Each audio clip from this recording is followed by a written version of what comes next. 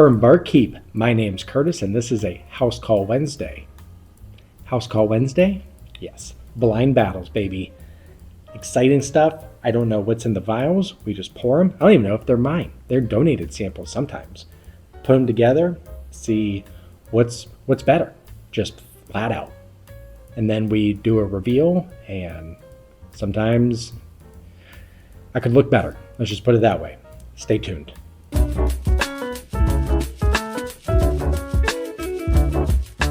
We are ready to rock. We got glacé over here. We're just gonna get the nosing, some tasting, and we'll see if we learn anything. I guess I don't really know. Sometimes these are rare. Sometimes these are just shelfers. Like what should you buy? Guess all of them are what should you buy. But all right, like and subscribe. We'll just figure that out later.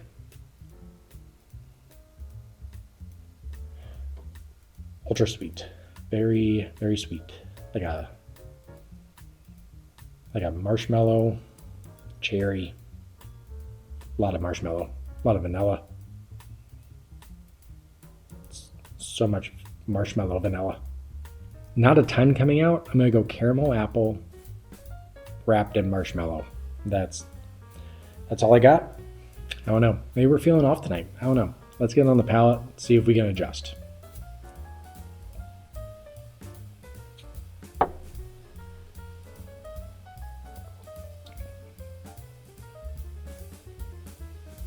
It's not bad. Not a great finish. That's going to be lower in proof.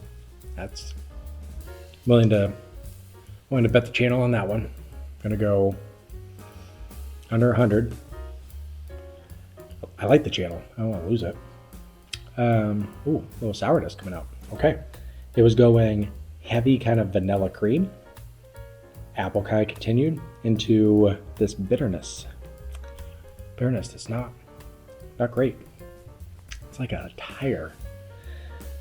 What is that? What if I can get away from the tire? What's kind of hanging around the palate in a very nice way is still kind of that marshmallow. So that's nice. Little graham cracker in there. That tire is just, it's by the punching bag and I want it to leave. All right. Only way to push down is put more in. Is that a motto? I don't know. Sip 2. Sip 2, it's good. It's a wild ride. I mean, you don't know what you're getting into, and sometimes that's part of it. That's part of it for both you and I think. That sourness, it's like, I don't know. The tire kind of went away. It improved. It's like a cherry, but like not juicy. Nutmeg, that marshmallow, that vanilla, I can't go custard. It's like a nice airy marshmallow.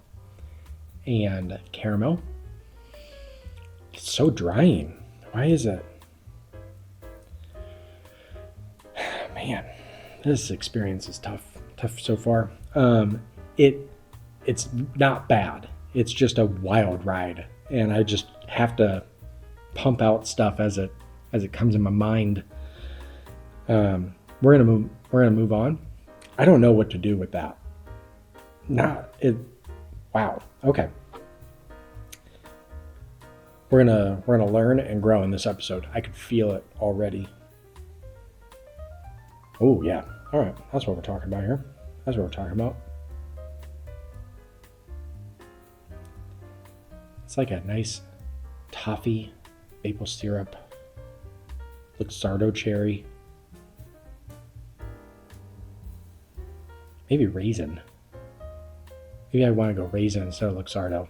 Glass B, I'm intrigued by. I'm excited to get it on the palate. I'm going to go with like a nice burnt sugar in there, maybe a creme brulee, maybe that vanilla custard that we didn't dip our toe into here. Maybe it's here. But that creme brulee, I'm kind of digging right now. A note that can kind of flirt with the anise, but we're going to go root beer. I like that note. I don't get it a ton. I think it's a very difficult note to pull out since it can kind of go into maybe like that anise, but that sassafras, that root beer note. I hope it translates. Let's see.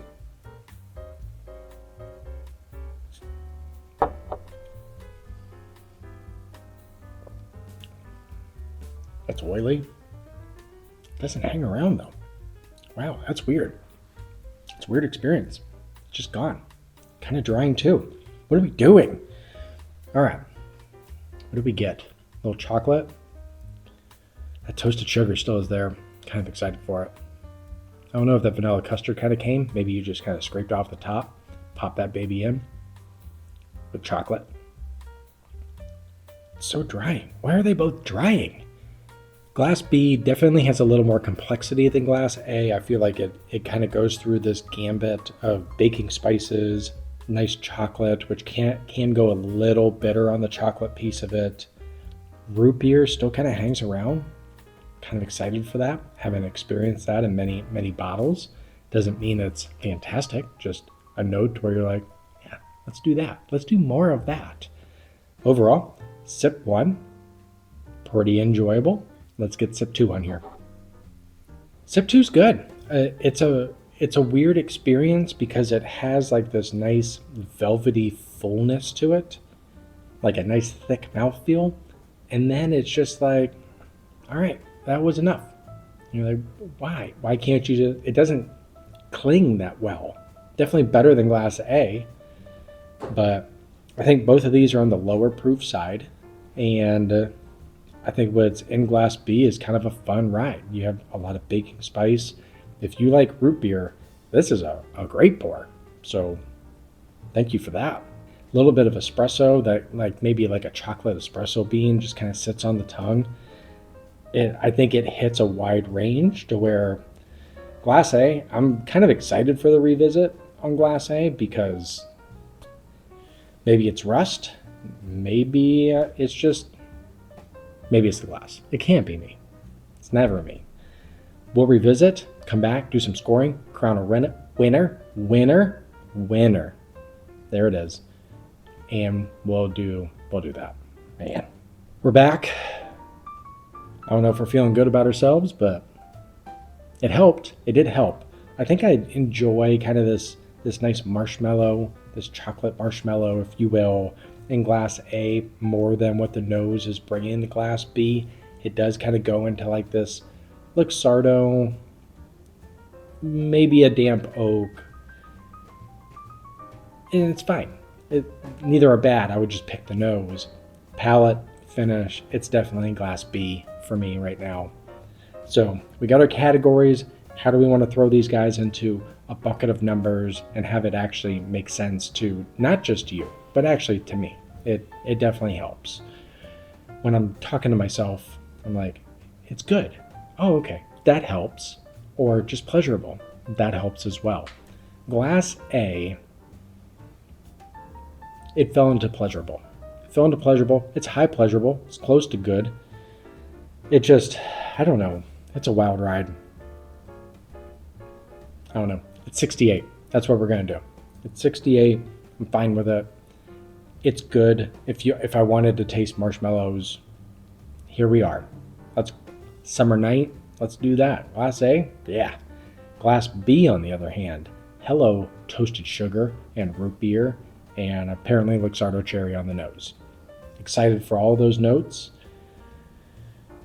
It was just good. That's where I was at. It was just good. It didn't blow me away, but what's in the glass is good, and not everything can be great. That's why we need to save great for great bottles and great pours. But it is firmly in the good stuff, so we're gonna go 74. Just kissing that middle number of the good stuff. But when you pour it and you're like, you know what, that's the good stuff. Appropriately named. You're welcome. Now we do a little bang for the buck. That's a little treat on this YouTube channel that causes some controversy, not gonna lie to you, and sometimes rightfully so. Bang for the buck, I'm gonna figure out what the price is, and then would I pay it? Would I pay above it? Or was that a complete waste of my money and Hopefully not yours. Hopefully you see this, assuming these are gettable, and we could save you money or give you confidence in spending it, and then sneak into the house hoping your wife is anywhere else but the place that you're walking and going. Battle 42, we got Glass A, $50. Glass B, $50. That doesn't help Glass A, at least. Glass A, $50. I got my money. I'm not paying above it. Just not. $50, it's fine. I'll go 60. I think it's just fine. Glass B at $50, that's a great ride. There's not too many bottles that I can remember on my shelf to where I'm pulling root beer kind of consistently through the experience. And if you're not a root beer fan, you're gonna definitely pick Glass A. I like root beer. It's a fun little thing. At $50, the experience is pretty delightful. I would pay, I don't know, probably only like 60. I'm not grabbing it at 75. But I would pay above it. So we'll just go 68. I feel good about it. Sometimes I need to reassure myself. But yeah. Now, Glass B obviously took it, but we got to do the reveal. All I got is pricing and tasting notes right now. The reveal, Glass A, Elijah Craig Toasted Barrel at 94 proof. Nailed it. Holladay, the Ancient Cave Toasted at 100 proof. It's not bad.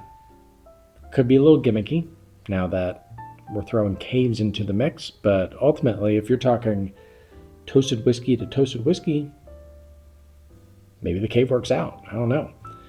Other note, all right, $50. Ow. So the Ancient Cave series is 375 milliliters for $50. So technically this is closer to 100. I wouldn't pay 100. I don't know.